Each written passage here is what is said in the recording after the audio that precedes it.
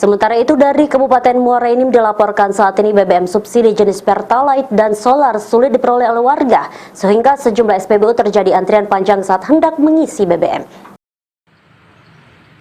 Antrian panjang kendaraan sepeda motor dan roda 4 yaitu mobil saat mengisi BBM di SPBU Kota Muara Enim menjadi pemandangan setiap harinya. Secara berjam-jam masyarakat mengantri, bahkan ada yang sudah memparkirkan kendaraan dari jam 4 subuh untuk mengisi BBM melalui SPBU. Meski harus mengantri, masyarakat rela daripada membeli BBM di pedagang eceran karena harganya jauh lebih tinggi hingga mencapai 15.000 per liternya yang membuat pengeluaran membengkak.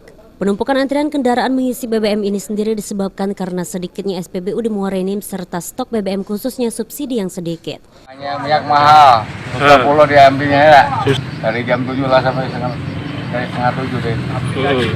Iya. Aplikasinya ini dari kan. Oh, aplikasi. Bikin lambat ini.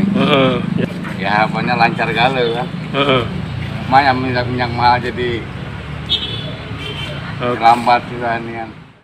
Dengan lamanya antrian, warga terpaksa bekerja lebih siang. Dengan pembelian BBM subsidi yang antri ini sangat menyulitkan masyarakat, sedangkan SPBU di Muara Enim hanya ada 3 titik. Mardiansyah, PAL TV.